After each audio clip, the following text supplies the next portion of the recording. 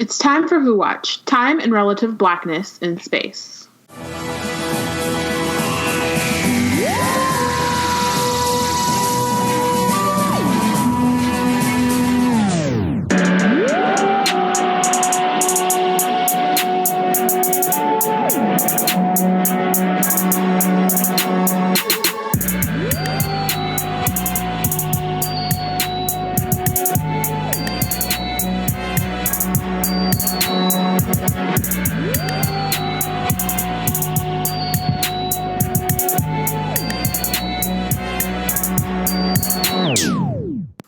The black girls have the box.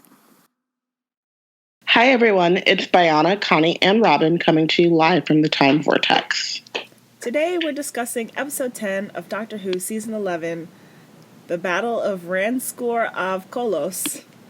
In this episode, the Doctor faces a new old enemy, Yas dance with her girl, and Ryan saves his only remaining family from himself. This is the finale, which kind of sucks because it's only been 10 episodes, but... And someone in my mentions earlier today was like, and they promised us it would be 50-minute episodes, and I counted the last one, it was 47. And I was like, listen, I can't... The facts don't lie. If it was 47, then we were shorted and we were cheated. And I think that they owe us 15 episodes next season since we have to wait till 2020 anyway. So, I think this episode felt long to me, but I also kept getting interrupted, so it's probably mostly not long in a bad way. It just took me hella long to finish the episode. I want to jump on the bandwagon of complaining that we're not getting any 2019 episodes, but then I was looking at it and it's literally we have to wait like 4 months longer, and that's not that bad. Like it's a full year without Who. Well, we have like the New Year's episode and then nothing, but it's not terrible, you know? Yeah. I just don't, and this like makes me mad too, because like my normal like fangirl would be like, fuck this, give me my Who, I want all the Who. But there's so many negative white boys complaining about everything that I feel the need to like stand up for the show in this moment. I understand that part, and in that similar way, it's just like, this is my like one, like I want more of it. So because I want them to be mad, like they're happy about this because it's like, well, it sucked anyway. So like, yeah, go off for a year so you can get it right and like represent me more or whatever. I don't know what they're saying because I've been trying to ignore it the best I can. So no, I understand that because I feel that about other things where it's just like other things, including probably parts of this episode where it's just like, no, that wasn't bad, but it's mostly just because I want to defend it from all the people who think it was bad. Yeah. I get that. And I mostly am just like, I'm just like, it hurts I don't so care bad. that they think it's bad. It's funny or I ignore it, or I try to ignore it because it can easily become infuriating, but like hearing about it is hilarious because like, wow. I mean, I think for the most part it's been funny because there was like one tweet where they were talking about how season 11 is such a fall from season 10, and then I was just really like, was I on drugs? Like what? Actually incorrect. Like also. What? Season 10, and I was like literally having that like, oh wow, we live in different worlds. Like they're just no accounting for taste, but like also like objective truth no longer exists. Then like they were saying like, oh well, maybe it won't come back at all, or people will forget about it, or like the cast. With actors, it's true. Like you other things pop up. And then, but the other thing is this just happened. Like we can't act like they didn't take a year off not 2 years ago and nothing weird happened. And it was Moffat that time and there was nothing weird that happened. So I feel like worrying about it doesn't really make sense. It feels like it doesn't feel like this was an unplanned situation. Sure. Yeah. It feels like they decided that they were going to take that time. Sure. Like it doesn't feel like it was going to be this and it got pushed back. It's just like, nah, we're taking the year. Right. So I don't know. Yeah, absolutely. I just want more of this. Well, like I mean, wait so much longer. But it also it doesn't mean it doesn't mean that it's not anything. Coming back. Yeah. It doesn't mean that it's just 4 months of production schedule, which is like my thing. It's like, sure, because with a lot of like entertainment properties, when they move back the premiere dates, it's usually like, oh God, like they have to do some rewrites or some like they haven't even done any of that. Like it's just a pure scheduling. Don't let the fanboys fool you. They're not trying to fix things. They haven't even started. They haven't even started. For sure. And I mean, I totally get it because, like, again, like I definitely want more, but I'm also, I think I'm just kind of like, I don't know. I'm in like of two minds where waiting a year seems like a lot, but there's also just a lot of stuff happening next year to the point where like I'm gonna miss Doctor Who, but I'm not, because Game of Thrones is happening. There's Star Wars. There's all the Marvel shit. There's like so many other things happening in every single month of the year that like if Doctor Who isn't on, like cool, I can take a breath. Like, we're gonna you know what I mean? It's not, and I'm not even honestly like I'm happy we're getting a longer time. It's just like it's nice. It's like okay, cool. I get a break. Like my brain is like, no, give me more. My body is like, wow, that's great. You know, because I'm not, because the rest of it is just going to be more like people are going to be dying from ice dragons and Thanos is coming back and fucking, I don't know what's going on with Kylo Ren and them, but like there's a lot of stuff that's about to happen in 2019. And so I just feel like if one of them decides, if the doctor says, hey, I'm going to take a break, I'm going to let you take a break. S.H.I.E.L.D. comes back next year. I don't even know what's going on with him. Like there's just a lot. And I just think that sometimes we have to just think about ourselves, you know, and our holistic self-care. I alternate between being like, no, more Who, and being like, actually, no, you're right. Mm-hmm. I don't need it. I don't. Not right now. Sure. Like I want it, but I don't need it. Got it. You know, it's like the TARDIS. Like the TARDIS is like, you don't need me right now. Right. It'll come when we need it most. I'm gonna come when you need me most. Yeah. Exactly. That's what's happening. I just hope that there is a New Year's Day 2020 episode. That'll distract me, because the year without Who still had the Christmases, and so I think that'll make me feel better. And I'm fine with not knowing about it now, but now that I've thought of it, that's what I hope for. Happen. The only thing about the Christmas specials that I really need is that by that point in time, I just need some nerd, like a break, some nerd shit that no one else in my family is into, so I can go hide for an hour. Oh. And they'll just be like, oh yeah, Robin's doing that nerdy stuff. Oh. And it's like an acceptable time. No, they've abandoned you this Christmas. They've abandoned you to your family this Christmas. Like, I have to continue to socialize? You can't give me an hour. You could just tell them that it's on and just watch it rerun and go upstairs. Doctor Who's on. Doctor Who special. It's on. I promise. And then just watch it. Just watch one, and they won't know. Watch an old one. They will have no idea. So, the Battle of Ranskoor of Kolos. So we start kind of in the beginning. We get, they open with what we find out later are the Uks, and we kind of get them kind of talking about their faith, which is a running theme throughout the episode. One of the Uks is Bay. Yes. Sure. He is. Yeah. He is. Yeah. And they got him a good little. They didn't go for a wig. They said, we're gonna put these faux locks in. Mm-hmm. Oh, okay. Faux locks? Listen. Yeah. It looked better than some other TV. It did. That's what I'm saying. Like they did a good job. They did what they did their due diligence. They said you're gonna sit in this chair for a second. Yeah, and he was cute. Mm-hmm. And he was powerful, and we see the Uks kind of like building things with their minds, and then this thing appears, and then we go into the future like 3,000 years, and we're with our folks. My question that I don't think there's an answer to, but it kind of came up with like the Ghost Monument in terms of like, were the Doctor and co traveling across just space, or was it also time?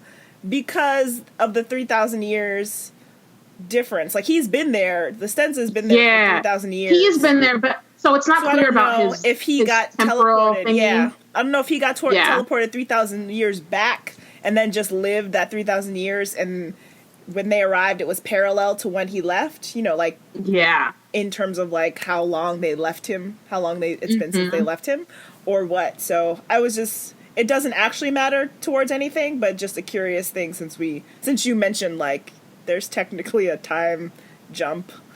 Yeah, I think the Stenza episodes have not. I mean, not the Stenza episodes. The first one obviously was in the present, but like the Ghost Monument and then this one, the time wasn't clear. Ooh, I love a good. This is the one we were talking about it in a good triple.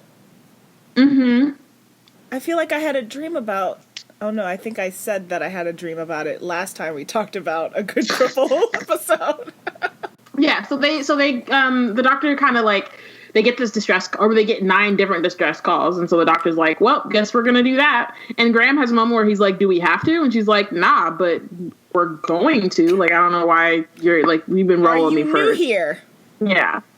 I also love that she said, like, how are other many people have been passing it up? So if not us, who? Yeah. And I was like, way to make me feel things, Doc. Yeah, that was a great point that, I don't know, the show always makes of, like, there's always someone in trouble, and there are probably other people who've made the decision the doctor won't make of passing it by. Right. On it, yeah. Like, we don't know how long they've been waiting for someone to actually answer this call. So, so they land on this planet, and they meet this dude who it has dementia, basically, or space dementia, as Nicole, aka Black TARDIS, said. Yeah, so basically they're in this thing. I can't remember what the doctor called it, but there's like some neuro stuff happening where the atmosphere is messing with your mind, and so it's a lot of science mumbo jumbo. I don't even know if it's actual science. It's just just special science. And so it's messing with their mind. So like all of the doctor and her friends have these like neuro balancers to help them not have an issue. But the rest of the people don't have that. So when they meet, what's his name again? Baratheon? Yes, Robert Baratheon. Paltraki. When they meet him, he's like, I don't know my name. I don't know who you are. Like he's just kind of like, He doried. He did Dory. He doried. He was just like, wait, who are you again? Where am I? Why are we here? And the doctor's like, let me hand you one of these transmitters real quick, because you probably need it. And then very clearly we get Tim Shaw again, or very quickly we get Tim Shaw again. Listen, which was a moment. Tim Shaw's on his Vader. He said, I got the breathing tube. I've been exiled. I'm still a boss. I got these 2 apprentices. And I'm like, that's Sithy. He loves destroying planets. And I was like, listen, it's been a year without Star Wars, and we're about to have a year without Who. So, like, maybe they're just taking turns, and they're just borrowing elements from each other. Because, like, I was like, this is some Vader mess right here. It was. I did think like, Vader when I first heard him. When I heard the breathing, I was like... All I could think was he's about to take this goddamn mask off. Yeah, that too. That's all I had. I was like, I'm really appreciating that he has this mask, and he's about to take this goddamn mask off, and it's been 1,000 years, and who knows? Who knows? And what I really hate about when he takes his mask off, though, is the angles, the camera angles. I'm like, we know the teeth are there. We have done this already. We've met him before. Like, back off, bro. Like, just ease up a little bit. Like, why are you so close up on his face? It was probably closer on his face this time than it was in the first episode. Yeah, and I'm like, can we diversify the angles, please? Because I just don't need to see this.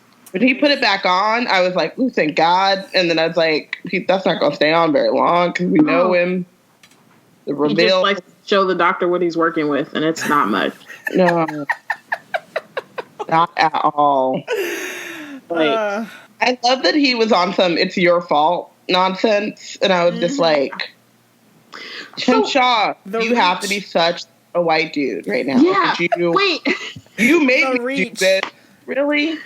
Okay. Is this what we're doing? But actually, now that I think about it, this makes a point that I was gonna, like, it brings up a point that I was gonna make earlier, but it doesn't really matter because it kind of works. So there's like 2 separate or 3-ish separate callbacks to the doctor and like her personal character development over at least the course of New Who. And this is actually less character development and just plot things, like all the stolen planets. I got like mad Journeys In callbacks, and I was just fine to have those for myself. And then she like explicitly said like mentioned it, and I was like, oh yay! So that made me happy. But then I was thinking about that moment where at the end where Yaz is like, they're trying to figure out how they're going to save the Ux and save Earth, and Yaz is like, it's 2 people versus 7 billion, right? And like that, like which one makes more sense to save? and the doctor doesn't even have, like, we had that, it was like that whole plot of the Day of the Doctor and like the whole, you know what I mean? It was often a thing that kept coming up for the Doctor is like, it was, what is it? The Fires of Pompeii. Like it often would come up where he's like, what do I do? And what's this, like this choice that I'm going to have to make? And in this situation, she doesn't even consider it as a choice. Like Gaz says it and she's like, we're going to save them both anyway. Like she doesn't even even have the moment where like, what do I do? Or do I choose or how do I choose? And then come to the conclusion. She's just immediately at the conclusion that she's going to do it both. Like there's no question of that, if that makes sense. Well, it felt to me like the choice was sacrifice. Yeah. Well, what do you mean? So like, it wasn't a choice of, I didn't feel like her choice was to save both. I felt like, oh, you mean in terms of the Ux?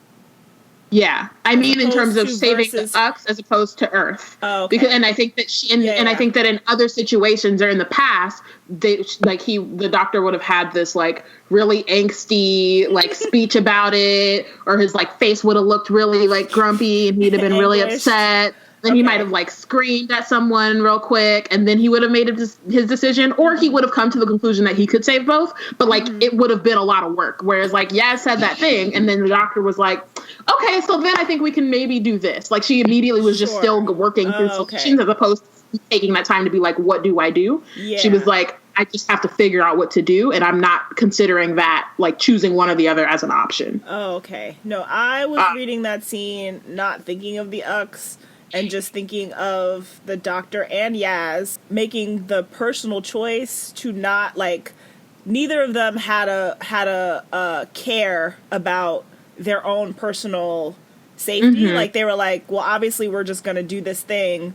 But for me, I agree with what you're saying, but I wasn't thinking of it in terms of the Ux being the two. I was thinking about it as being Yaz and the Doctor as the two, and their immediate choice was self-sacrifice. Like there was no like, well, I don't know yet. Like it was more about Yaz making that decision. The Doctor kind of, I think and I think it was on her making that decision and like it being so fast, and she didn't like try to talk her out of it of like, no, you don't count, like this has got to be me, which I think is also a thing the Doctor does often of like, it's got to be me, I'm the one who can save everyone, I'm the only one. And in this case the Doctor had someone to rely on and didn't fight it. But I think it was happening on two levels, because I don't think that like, because in that situation the Doctor kept saying if we disconnect them they'll die, right? So like in terms of who's actually gonna die, I think it was specifically the Ux. But then I also, and then going back to what Robin was saying about Tim Shaw like saying, oh, this is your fault, Doctor, that's one of those other things that have been like hammered into the ground, like the whole like a good man goes to war, the Doctor is a soldier arc, like those things where it's like, look at all these people that you've made into like warriors and all that kind of stuff. And in this case she's like, nah, it's not my fault, the fuck, like that's all on you. Like you, I don't know, man. I read recently that people really miss the Doctor as a sociopath. See, I mean, I did read that also and as well. But I feel like that could have been a disappointing part of the season for some maybe, and that's good. That's unfortunate for them. I think that for me, I liked it because it felt like like we've talked about like not getting a lot of character development for the Doctor in this particular season, like, you know, like contained, but I do think that they're paying attention to the ways and the things that were brought up in the past without like being really explicit about it,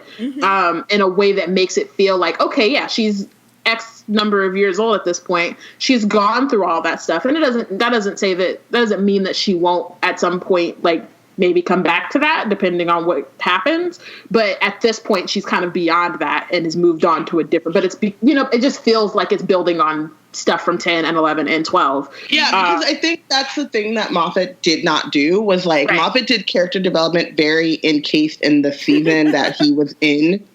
And especially in like his arc, like with him. It's why he's so repetitive.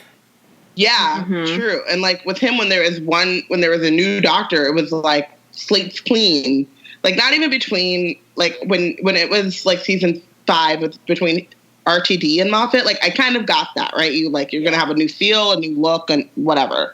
But then it was like, oh, so wait, did the thing that happened that you wrote about a year ago no longer matter? Which is, to me, is annoying, because the Doctor is this like timeless, singular being that has singular the same memories. And if we're invested in their story, all of the doctors, if we're invested in their story, then we're invested in the whole arc of the story. And yeah, there are things like that come up that I don't catch, and people will be like, "Oh, that's from Classic Who," Right. I still appreciate that they do that, because it's like, yeah, this show has been on since the 60s. So, like, she's gonna, like, think fondly about the time that they saved all the planets and moved them all back. She, like, the one time the TARDIS towed the planets back into the right spot. Like, she should be thinking fondly on that, and that should be something that she's thinking about, because she's like, I did it once before. You're the very concrete. Reinforces that, like, the doctor knows what they're doing. So, like, if she's remembering what happened, like, oh, I can do it again, right? And, like, she still had that moment of, like, probably, yeah, sure, I'm clever, I can do this, which I appreciate, because it's also still very 10. So it's like she was thinking of who she was then, like, from that specific memory of, like, the person that she was then. It's right, like you're saying, like, even the callbacks to Classic Who that I don't know and don't catch make sense. And Moffat was just like, none of that happened. It was just like, only the things that I wrote in the RTD era happened. And so that's all you get. And that didn't really make sense, because it's just like the Doctor changes their personality. The show changes its personality, but it's still one show. It's still one person. Yeah. So, like, the memories of what happened before should remain. And it's also, like, part of the beauty of Doctor Who, right? It could very easily become, like, an American Horror Story anthology type of show where every new season there's a, that didn't exist. Yeah. We have new characters, same actors, right? But it's decidedly not that. And so to pretend like it is just like, that's no fun. So, Graham. Yeah, the Stuns is back, and our oyster cracker wants to grab an oyster knife and shank Tim Shaw. He was like, yo, so Doc, let me holler at you for a second. So this guy... I loved this scene. Because I loved how, like, he was just like, you could see it, like, they panned to him when he first, like, when everyone realized who it was, and he had that look coming. Like, I'm gonna murk this motherfucker. And you knew that was happening. Mm-hmm. And the doc looked at him, but then was like, no, I'm just, he's going to know better. She's like, you okay? It doesn't matter if you're okay, because you're going to do the right thing. You okay? And he looked at her, you're going to be okay. Yeah, and he looked at her like, questionable. And then was like, listen, before we take a step further, let me holler at you. I don't need your approval. I don't need your help. All I'm asking is, am I going to get a ride back to Sheffield?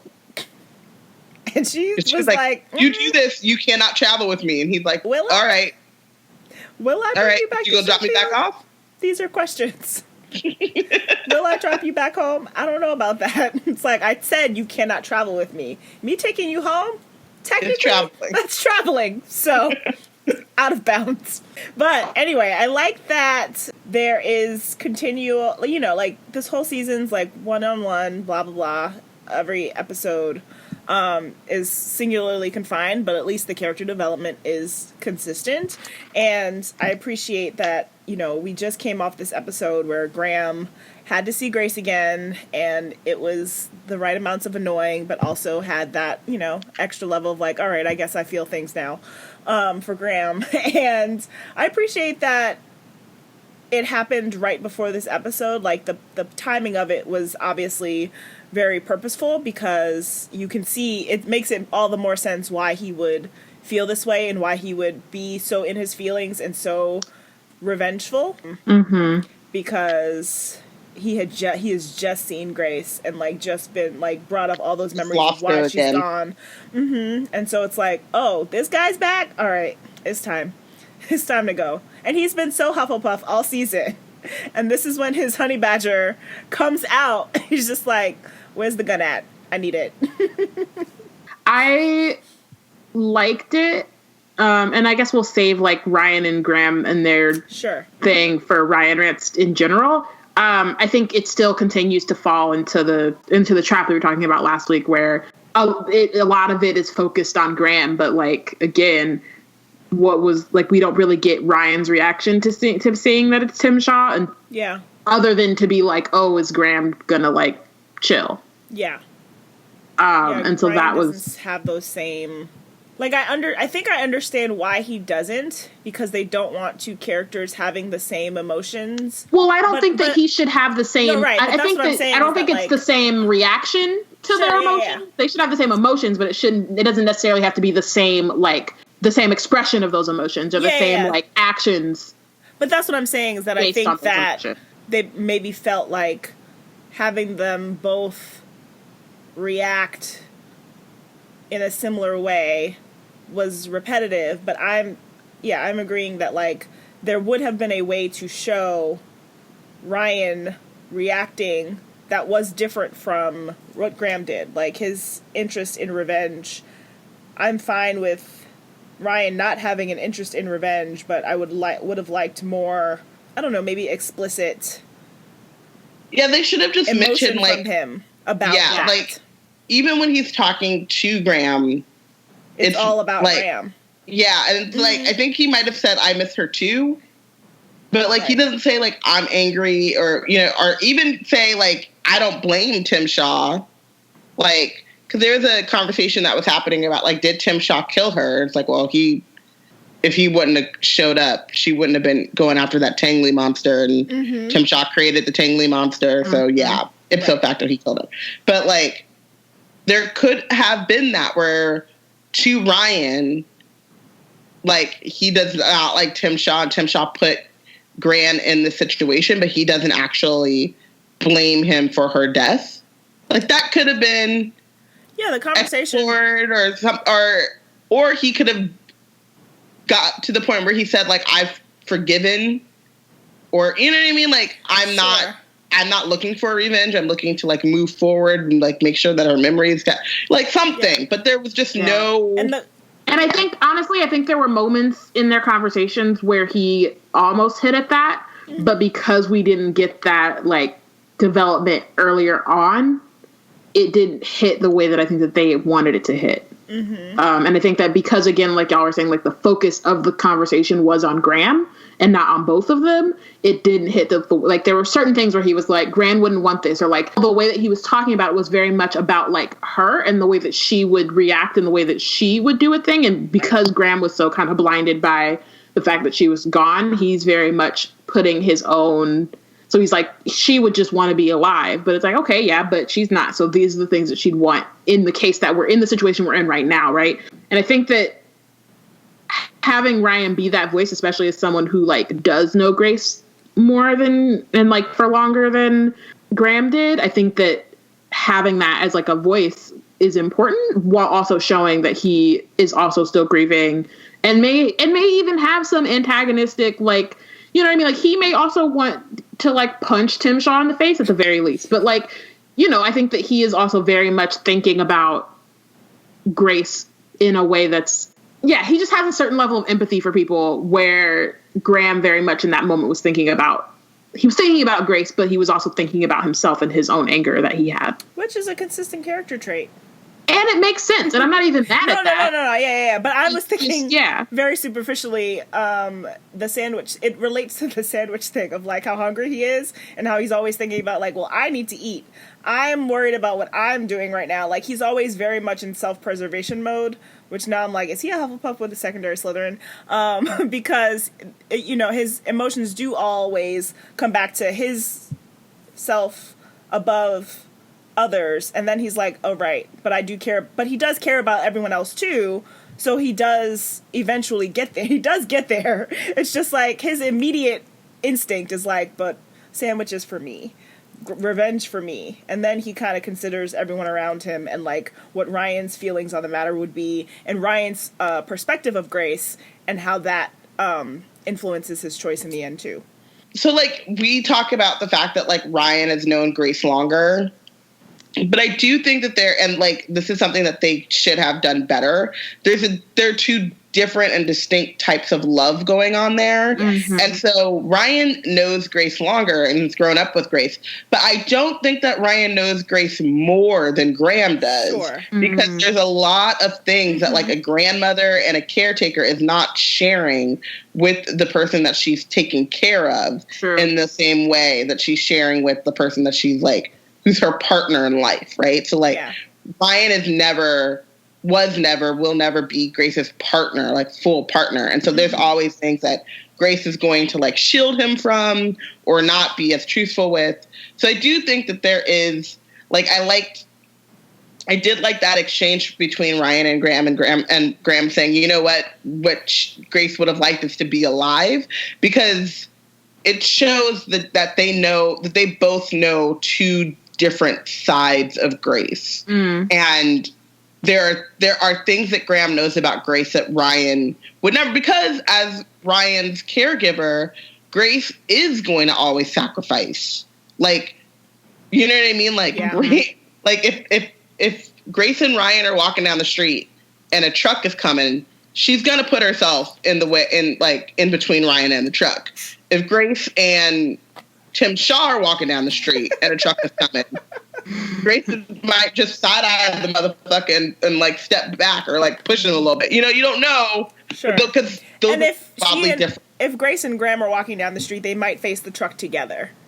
You know, like, it's just going to be a difference in how she approaches things. That's a really good point. I guess as her intimate partner, like, Which is why I have to say it. You're like, I don't want to say it. No, it's totally not. It's definitely not wrong. And it's a good point. It's so, a good point. But, and again, I think that, like you were saying, like, they should just, it's one of those things that they didn't show. Like, they could have made that clearer, or they could have, like, made it, but that you do that by also showing Ryan's actual grief.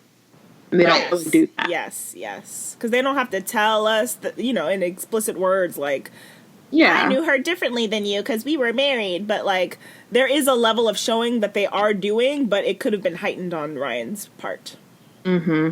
We're talking a lot about, like, growth, you know, and, like, what we wanted, like, character growth and what we want to see from Yav and what we want to see from Ryan.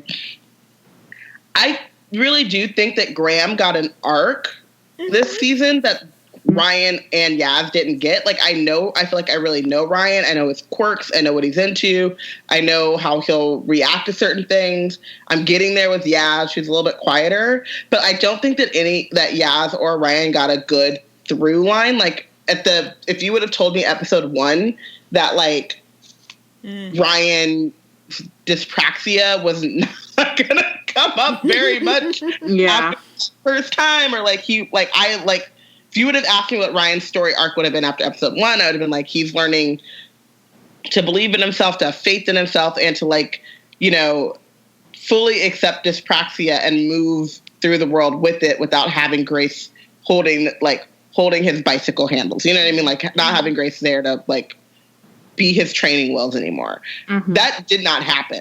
I mean, I do feel like that is true, but it didn't happen in an arc form.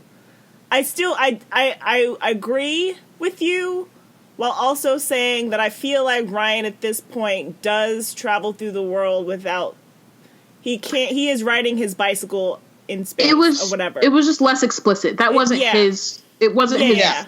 It was his development, but it wasn't his arc. If that makes sense. Yeah. And I just feel like, and this isn't a good or bad thing, but I feel like maybe this is just how I prefer stories and, like, long form TV shows to go down. Not saying that it's, like, the right way, but it's the way that I prefer it.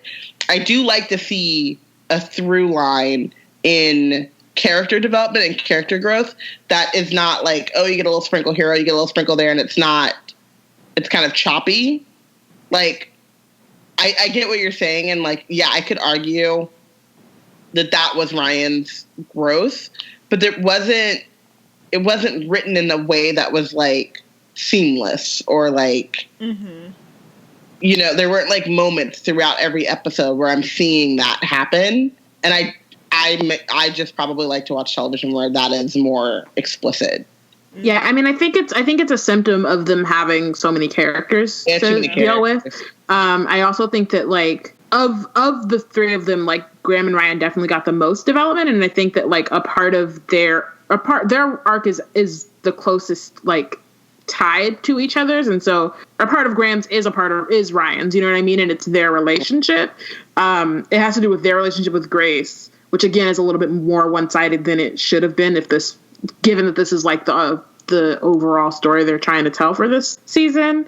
I think that in that case they got it. I think they both got it. I don't know.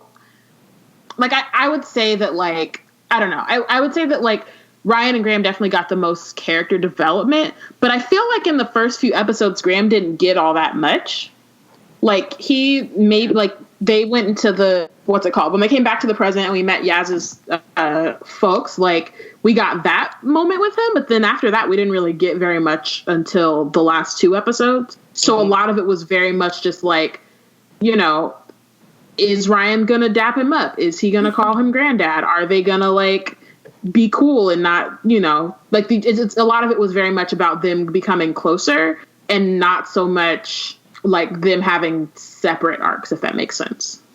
Yeah, I guess. And I think that the finale focus was definitely on Graham, but then it being on Graham was still a focus on Ryan because a lot of it was about their relationship and how it's grown, and then what that kind of does for Graham's final decision.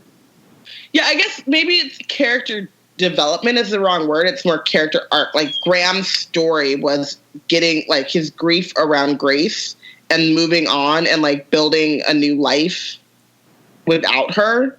Mm-hmm. And like that was where all of the major parts of his story kind of hit, you know, of like focused on that. And I don't think that like there was a focus on the development for Ryan or Yaz in the same way, if that makes better sense. And again, not saying that's good or bad. It's just a thing that I noticed that I miss because I prefer it that way. Yeah. Yeah, I think it's the too many character issue. And I can't tell if I would want it every single time, but I think it would have been easier to see it if there was just one less person on the TARDIS. Graham could have popped in and out, as we've said. On the plus side, though, now I feel like Graham has got his acceptance. He knows who he is. He can take accepted. A nap. He can catch them when they come back to Sheffield. Mm-hmm. It's never gonna like. I kind of wish he had killed him. I really, for a hot second, I was like, maybe he is gonna kill Tim Shaw. Jock's gonna be like, I gotta drop you off. He's gonna be like, that's fine, and then they just visit him occasionally.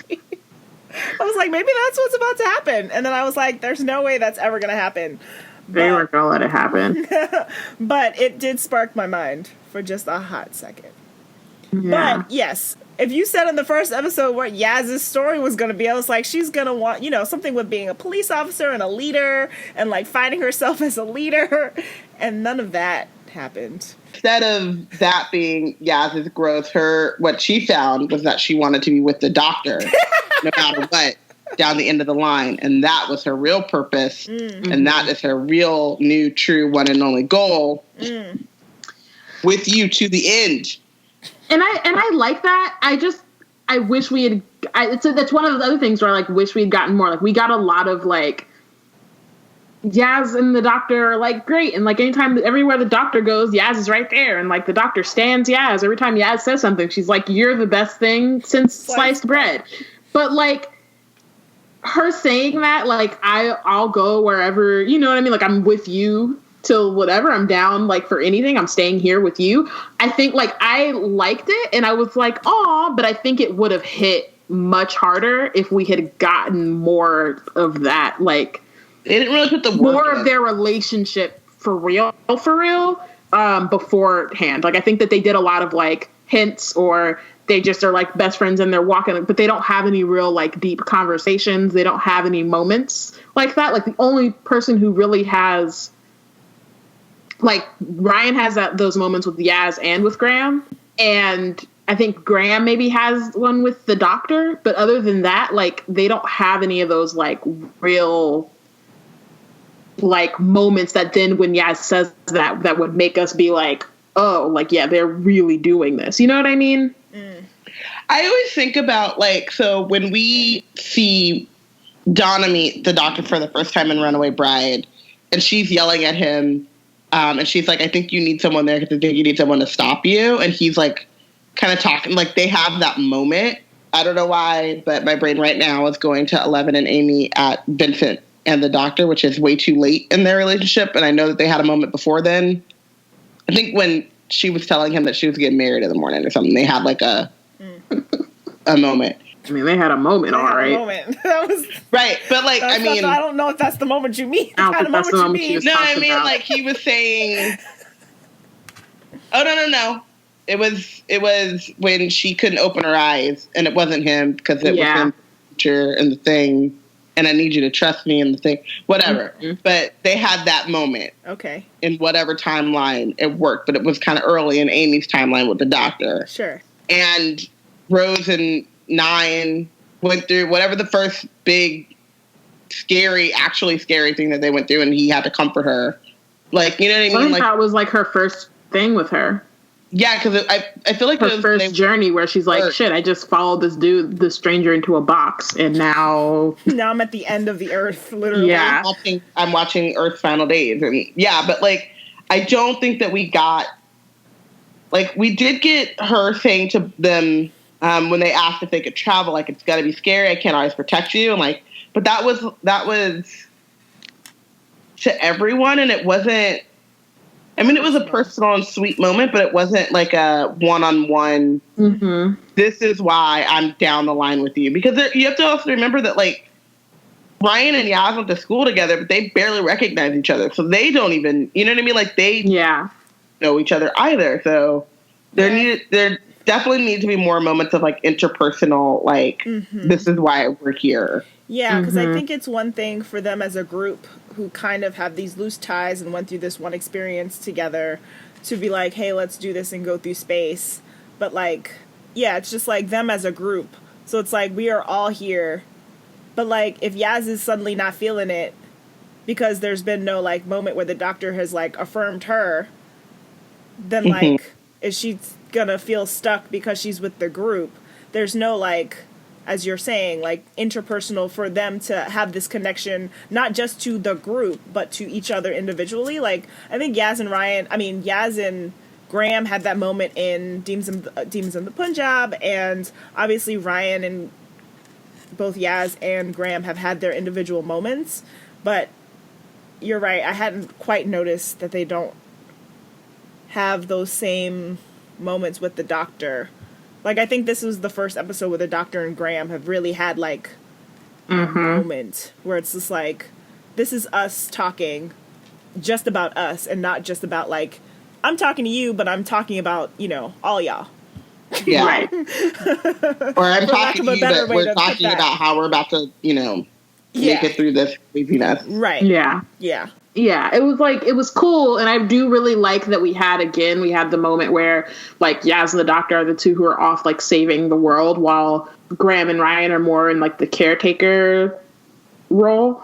It's, like, a similar one to the Syringa conundrum. But it just, I think, again, it would have just hit harder if they had that moment before. So I'm hoping that, like, now that we have established who these people are, they're very loose connections to each other, they're very preliminary connections to each other, that the next season really does focus on those deep dive moments between them where, you know, we kind of understand why the doctor likes each one of them as an individual beyond just, like, them being helpful and being go-getters. Right. Proactive. And having all turned up at the same time in the same train. Right. Like, they just all happen to come together as a package deal, but that doesn't mean you necessarily like every bit of the package. And we know that she does, but just having even more of those, like, individual moments. Because there were a few. It just, there's so much going on that there's only time for a few. And I get that, you know, we want to make sure that everybody kind of gets even play, which we know that they didn't, with regards to Yaz especially. But hopefully now that we've, like, done this, like, season of establishment, we kind of, like, get to go in more. Because I do want to remember, because I mostly just want to remember that, like, everything that I've been upset with the trolls about, of like, we didn't mention this and the doctor didn't do that. It's just like, it's just their first season, y'all. Like, calm down. It'll come. So I want to remember that for myself of the things that I dislike, where it's just like, all right, unless it's like about representation, but like there are things where it's like, all right, I'm just gonna be cool about it. Wait and see. Again, so the Ux had all, like, it was obviously a very religiously themed, they're not a villain, guest character, I guess is the word that I want. You know, with the themes of like creator and all the Jesus, there were just so many Jesus poses, just lots of, you know, sacrificial cross motifs. Tim Shaw's the false god. The Ux just have a lot of just like god power that I don't know that I've seen a lot of on Doctor Who, where I was just like, usually there's some sort of pseudoscience reason why some being has all this power to like create things from nothing, essentially. So I found it interesting that they had all this power and there was little explanation given to it, but I guess, you know, they're just building out new mythologies, which, so I'm fine with it in the sense of like, we'll probably see them again.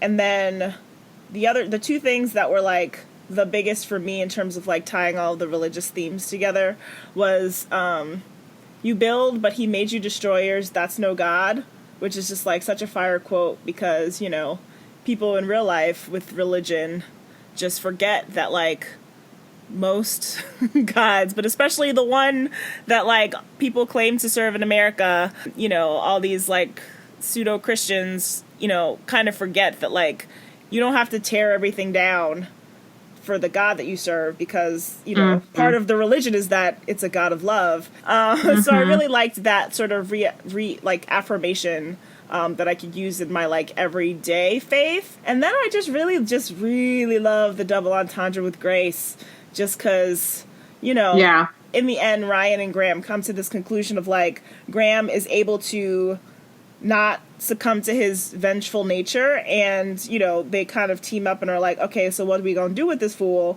All right, let's put him in one of his own containers and keep him there forever. And then the Ux are like, we doubled down, don't worry, we got you. And so I liked just that. I guess it's less showed him grace and more showed him mercy. And I'm trying to look up, there's like a good phrasing for differentiating the two, where it's just like mercy is being delivered from judgment, but grace is extending kindness to the unworthy. So I really like that they showed him grace in the end. It's just, you know, kind of on the nose, but in a way that I liked. Yeah, no, I think that made it, I mean, yeah, I think that made it more powerful than if they had just killed him. Also, just, you know, like beating him at his own game, like, haha, now you're preserved, so hot, like, sucks for you, sucks to suck. Yeah, I mean, I definitely appreciated that. I think the thing with the Ux is, and them having like all of this power, is that I think a part of it, and I don't know, like maybe in the future they'll explain it more, but I think one of the reasons I liked that they didn't is because it was their faith that kind of kept them from, you know what I mean? Like they stayed on that planet. They didn't travel places. They weren't like out here just building shit and trying to like start empires and doing all this stuff. They're just like, it's a part of our faith and we do it. They're building this shrine as like a testament to their faith and not necessarily. And then Tim Shaw pops up and then that kind of derails it. And even when they're like following his orders, they don't necessarily like it, but then they're like, this is what, you know what I mean? Like they're believing that this is what they have been like working towards, whether they knew that that's what it was, because a lot at the beginning, their whole, like the kind of tenet of their faith is that the more that you learn, the less that you realize that you know. And so at this point, they're like, we don't know anything essentially. And so we're following him because he clearly he's the creator. And so he knows. So they're kind of like putting that. And I think that like giving a species and like giving someone that much power and then also giving them that faith kind of balances it so that they're not just like wowing out all the time, you know? Yeah. So I kind of appreciated that like balance. Their power, I guess. Yeah. Which I think will make it interesting if we see them again, because now they don't have that they don't have that limitation, I guess. So maybe. Well, I mean, it seemed like at the end, like they were then just going to extend that to the unit, right? Because they're kind of realizing like there's this entire universe we haven't seen. So then maybe they just continue their kind of pilgrimage outside of just one particular planet. Yeah. So it's like then you kind of spread your faith in a different way, or just like in a way that they haven't really done as well. So yeah, but I also think it would be interesting and like a similar, not a similar, but like kind of a similar, like I met you once in this circumstance, and then the next time I meet you, you've completely changed and evolved. And how did you get there? So I actually wouldn't be surprised if like she ran into these Ucks, maybe, and if she ran into these Ucks again, and it's like, oh no, they've gone wild. Yeah. I think that would be interesting. But also I wonder, so there are only ever 2 of them, and so I wonder if it's always just these 2, and, you know, the myth has been like, there are only ever 2, but the rule is just always been these 2. Or if how they, you know, I don't know if recruit's the right word, but it doesn't seem like they really die. So I'm curious what their recruitment standards are and how they come up. I mean, it could also just be procreation, and maybe it's not like they're aliens, so it could be some like amoeba type shit, or you know what I mean? Like, they reminded like, how do they, like, does one of them die in order for that to, you know, like, those are the questions could be I like have in terms of like, what they reminded me of the Q continuum. If you know that none of you watch Star Trek, but the Q continuum, like, you can be made a Q and they can strip you of your Q power, but they're just like these like ever omnipresent. They're these very powerful beings. Are there, how many are there? We don't know. We only really see one who's really fucking. Well, I think we see 2. One of whom is really fucking annoying and abuses his power a lot and is obsessed with the crew of the Starship Enterprise. But one time he gets his power stripped away from him because they're like by the other Q, because they're like, you keep fucking up. Yeah, that would be curious because there were only 2 of them, and if they did have that power, homie Delph would have been like, girl, you got to go. Like, I don't trust this man, and you trust him too much, so peace out. Like, I feel like that would just be a war between the 2 of them. But I also feel like I got the vibe that like she was his apprentice, or she was teaching him. Yes, she kept being like, what I felt. Now it's time. Now it's this. So I think that it's more like they kind of like a Mormon pilgrimage where the 2 of them go off. You know, like they all, you know, go across and they walk the planet and stuff, but like it's in groups of 2. But what I am interested in 2 out there. Sorry. Yeah, like there's, you know, like they're different. They're on different missions. There are only ever 2, but it's like just pairs of 2 that people keep running into. Yeah, pairs of 2. Yeah. On their mission. But I think the thing that I'm interested in, if we see them again, is, like you said, like how do their travels change them and things, but also are they more or do they have more faith or less? Like how is their travels? By the end of their travels, right? Yeah, right. Because if the line is that the more knowledge you have, the less you know, they're going to leave this planet and amass more knowledge, which is very Tree of Life. It's very Eden. So that's what sparked the idea, is like Bayana bringing that line back and being like. And me thinking, like, well, now that they're going off, you know, it'd be really interesting if, like, the next time the Doctor sees them, maybe they're a villain or they're kind of in a morally dubious space because they've, like, traveled and, like, probably met some humans who screwed them over and corrupted them. So I just wonder where corruption might come in and where, and if we see them again, would they have to be the same would they have to be the same actors? And so that's why I was asking, like, how would a new Ux come along? Because, you know, they could hire anyone and just come up with a reason for why there's a new person in the duo. Yeah. And also, I did feel like she was teaching him, but I felt like he had more power, which was an interesting, like, leveling of the playing field to me. It felt like he had more power just at the beginning, and then they kind of maybe leveled off by the end of the episode. But the Doctor's like, hey, what's up? I ain't never been an ex before. I just love how she like fangirls. Like that was great, and it gave me like 10 vibes. She always gives me 10 vibes though. Whenever, but I feel like it's like specific moments though, like of course. Where like the way that she kind of, what did she say? Oh, so she's like going all the stuff, and then she's like, and also, and then she like has a long pause, and she's like, I forgot. I'm like, what? But like that whole like moment, the way she like ended that, like it just felt very 10 to me. Yes, for sure. But like obviously still very much her. And I just love how she's totally fine with forgetting things. She's just like, oh, that's gone. It'll come to me later. It'll come back, or it won't, whatever. Who cares? For a hot second, she said, congratulations. And I thought she was like, congratulations on having met me. Which I was like, she's not that arrogant this time. But still, I had this hot second of like, did she just tell them congratulations on them meeting her? And then I remembered that like she was just congratulating them on them being great. Yeah, and then being hilarious. Just like, congratulations on who you are as a person. Like, wow. Yeah. Which I really like. Great job. That must be awesome. Ryan rant or?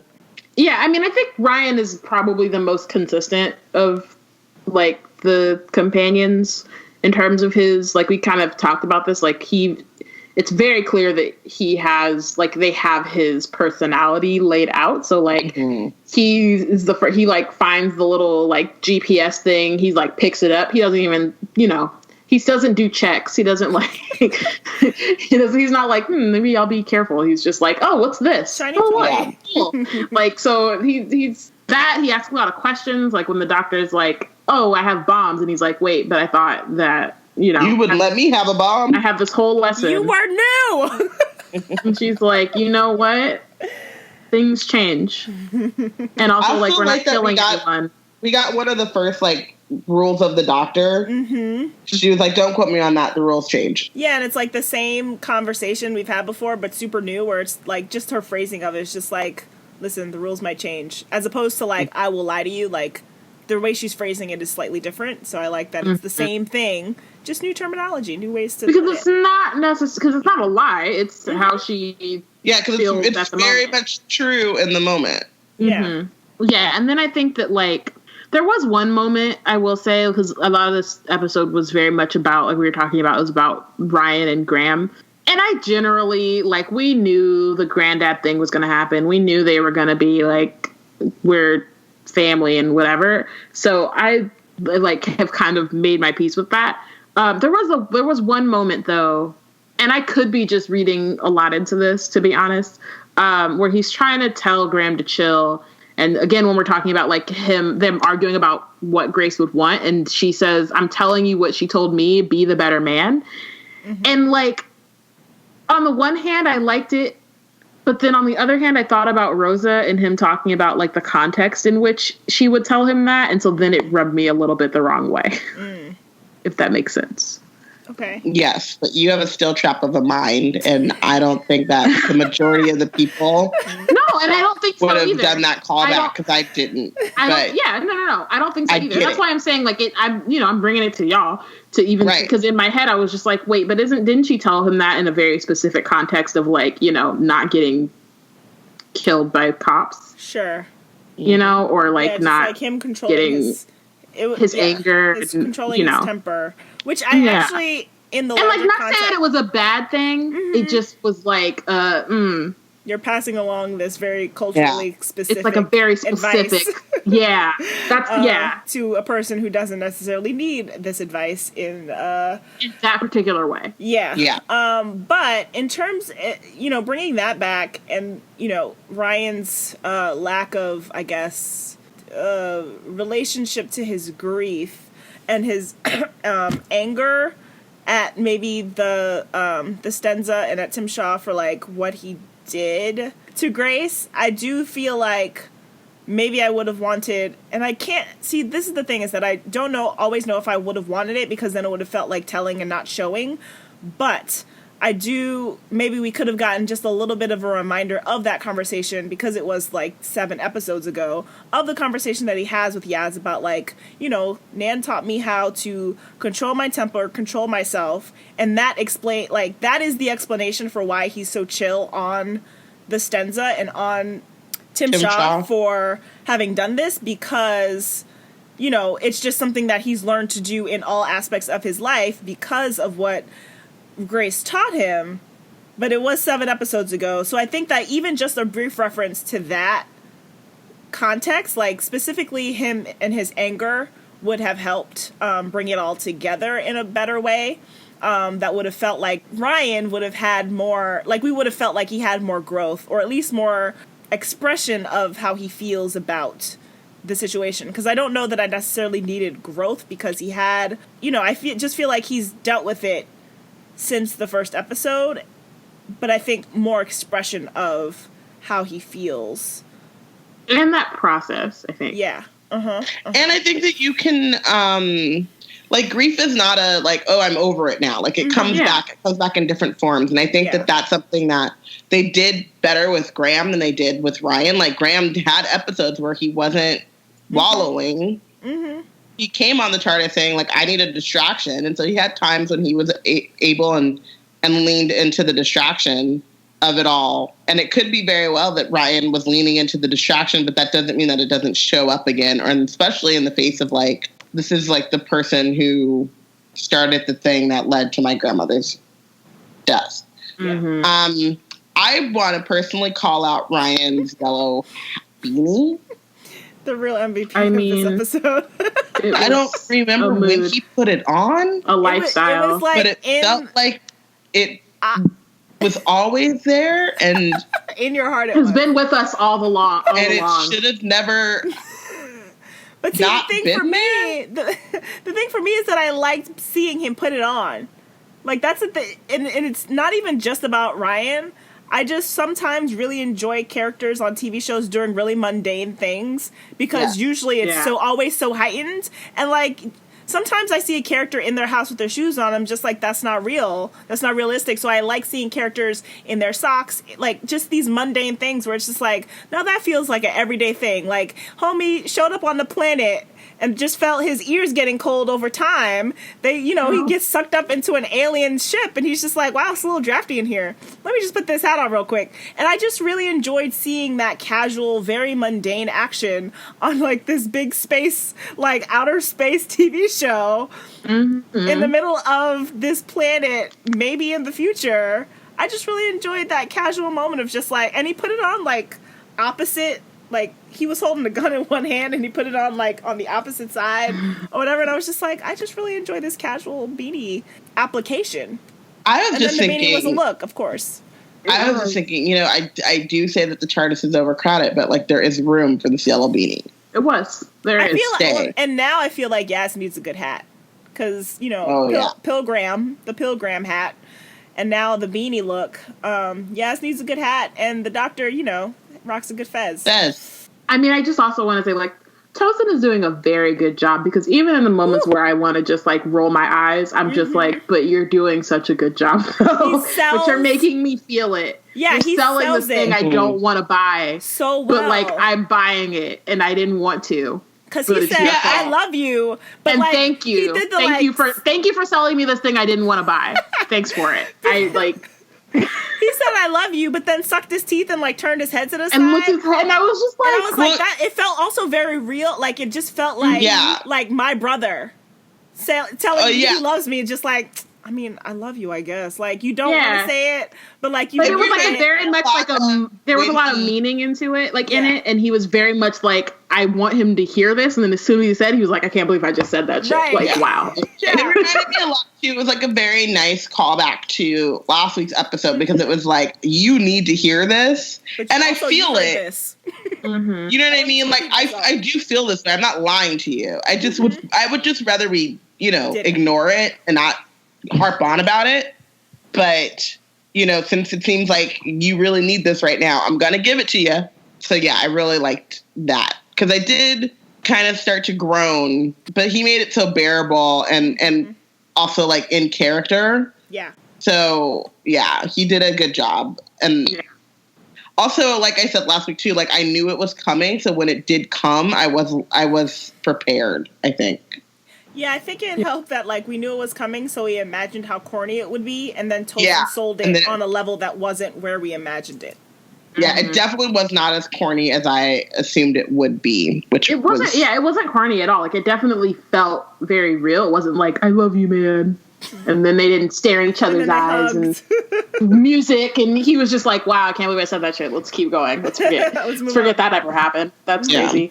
But then also, like, still, even though in his head he's like, I can't believe I said that out loud, like, he's still showing these things, right? Like, he goes off to make sure all the hostages are safe, and then he comes back to make sure Graham is good, right? Like, he's kind of like, he says it, but that in that moment when he says that he loves him, like the granddad thing, he said it like Robin was saying, just because he was like, obviously Graham needs that, I'm gonna just hand it to him, whatever, it doesn't cost me anything. In that moment, he like, no, I really don't want you to die doing something that's like unnecessary. And then also, like, they did do the fist bump, which was like, yeah, I let that one go too, because then Graham after was like, so now what? And Ryan's like, I just need you to not. just cool. I just need you to be cooler. That's it. Now that's it. Now we yeah. Also, there's nothing else. I will give Bradley Walsh credit for selling that like shock of like he did it. Oh, because he wasn't expecting it, and it was just like no. Oh, okay. I guess we're doing that now. Oh, okay, sure. What's next? He's like, nothing's next. That's it. That's all we got. And then we have the end moment when both of them are locking Tim Shaw away, and it's like the time where they like finally, but this is like now they've teamed up, they've gone through all their things. Graham is granddad, he knows that Ryan loves him. Ryan's like, I said the thing and I gave him the fist bump, and so now it's like they're moving on as a team, and it reminded me a lot more of what I was saying last week. It reminds me a lot of what I was saying last week, which is like they are a family. It's not the grandfather-grandson relationship, at least, especially not, I don't think, in Ryan's eyes, but they are fam. And they're family. And so like doing that and both of them doing it together for Grace and like making sure that Tim knows Grace's name. And like that's the last thing he hears before he gets frozen for however much longer. I think that was also like a really great culmination, and I don't want to, and I know that we get both of them, everyone comes back next season. I don't want to see this anymore. Sure. We got it. Got it good. Yeah. And I think that at this point after that, then you just get, I don't know, I think you then just get their relationship, and they, I think that they bring up Grace. I think it's important to still bring her up, but it's not a like, we're doing this for Grace. And like, it's because I think the other thing too is that now that like arc has kind of been wrapped up, I think that there still needs to be things that we take from it, but there are other relationships that we need to explore at this point.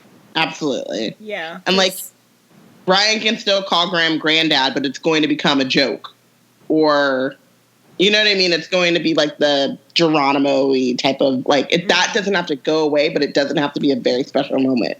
Right. Ever again. Yeah. Quotes from the TARDIS. You look in a bad way. Meanwhile, I've got a new coat. Which I loved because she's like, listen, I'm showing off. I love the callback to the first episode where she's just like, oh, me and this raggedy old thing. All right, let me change. But it also meant a lot to me because I also got a new coat in the last week. Must be nice. Can't relate. Just like my new best friends at this elementary school got me a 13th Doctor coat. And it's clearly homemade from like before the coat came out like officially because it's like missing some pieces. But I'm just like, I got a new coat. So I really felt the Doctor on that line. I also liked the way that she like showed off her coat. Yes, it was very 12. She flaunted it. Was very 12. You know how 12 used to just like flip the bottom of his thing open and be like, you gotta show the red bottoms, Diana. You gotta show the lining. You have to. And so I just like that she kind of did that, even though there's no lining. She was just like, but I got a coat though, and it's She stunted on him. She stunted. Like, yeah. Whatever happened to doors? Don't aliens bother with doors? And I just appreciate, I like moments where like the companions are kind of over, like they're ready to do what has to happen, but they're also kind of over some of the like ridiculousness of alien life. Yeah, they're just like, why are y'all doing this? Like, this is extra and so unnecessary. Yeah. You gave me my destiny. I love that because I feel like it was a very like literary kind of quote. Ooh. But when you think about it, it's just another fuckboy being a fuckboy. Like, no, she didn't give you your destiny. Like, you chose all this shit. Sit in this. All one. Yeah. Like he was giving her some poetic, like how long have you write that down? Did you workshop that? Mm-hmm. And then she was just like, nah, I reject that. That's all you. Just in the foot, just to shut him up. Don't tell the doc, she'll be livid.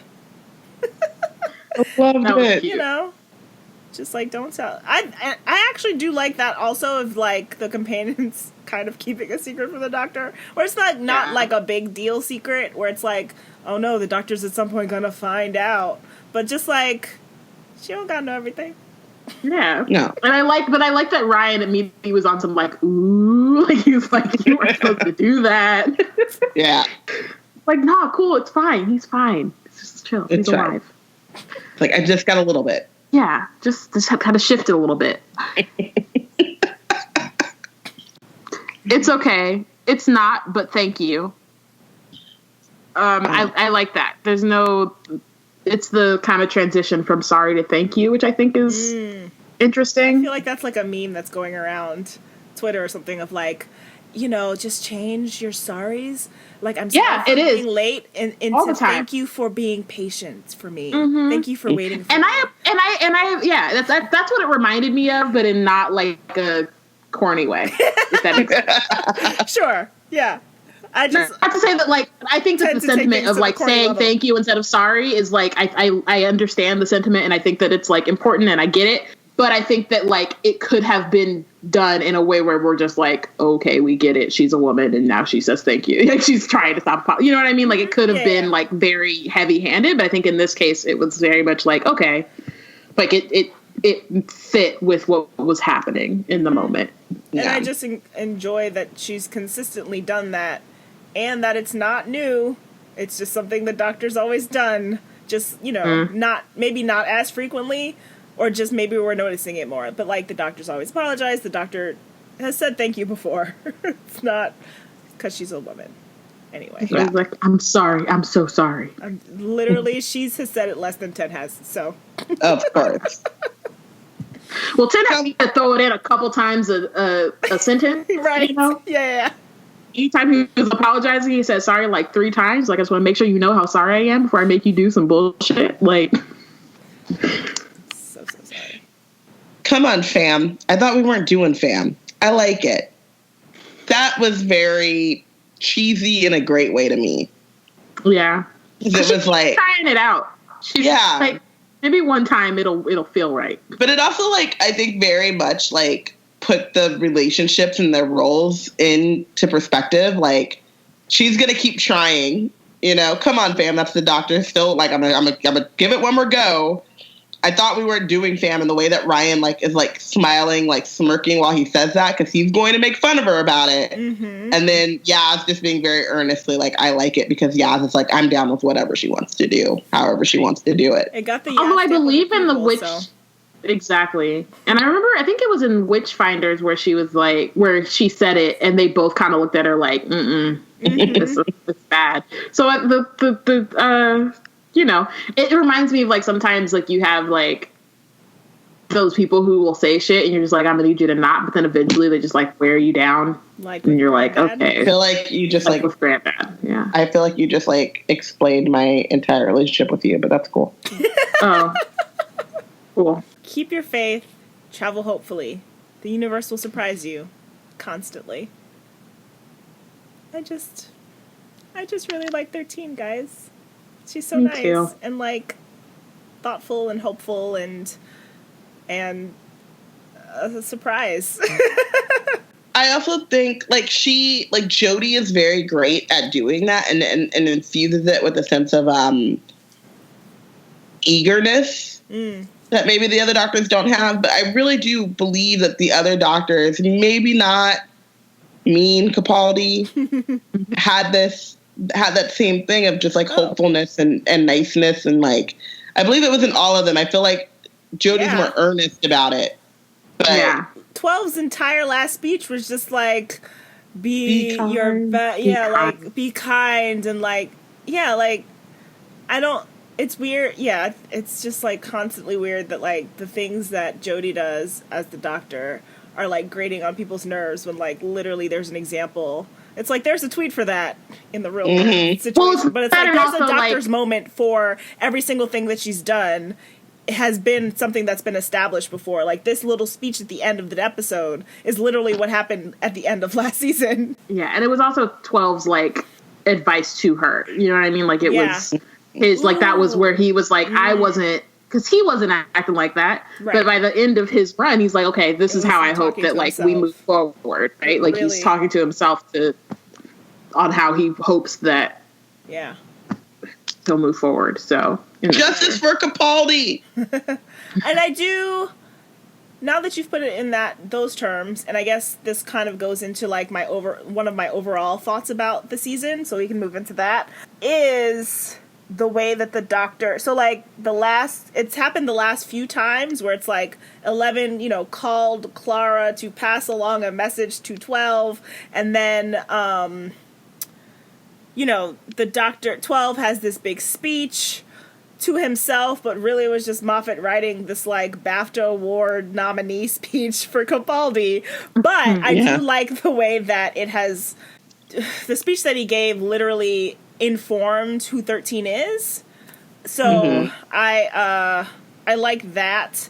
And so, you know, there's always, there's, like, a thread going around, probably Tumblr or Twitter, one of them, of, like, the ways in which, like, something happened with this Doctor, and then that's why this Doctor is that way, of, like, 9 was really sad, but had Rose, and so that's why 10 loves Rose so much, and, like, the way that the through line, like, the Doctor always passes something off to the next one.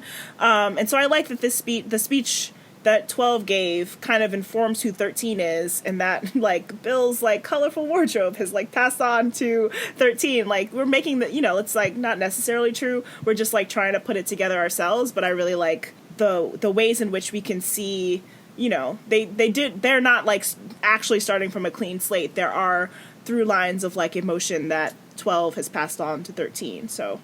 Yeah, I like this season a lot. I'd probably have to watch all the seasons over again to figure out if it's my favorite, because, you know, it's one of those things where it's like, it's how I felt about season 9. Like, I need to rewatch that one because I felt like coming off of season 8 when season 9 happened, I was like, this is so great, this is amazing. And so that's kind of how I feel about season 11, where I'm like, and not to say that season 10, I wouldn't say all of season 10 was bad, but it just overall left a bad taste in my mouth. So it's hard to like coming to this and being like, wow, I like that episode and that. Like, there's no episode in the season that I didn't like. Same. And, like, I may have had various, like, degrees of issues with them, or I may have had, like I can already tell which ones I'll rewatch a billion times and which ones I'll probably not, only because of, like, the tone of them, not necessarily because of the content.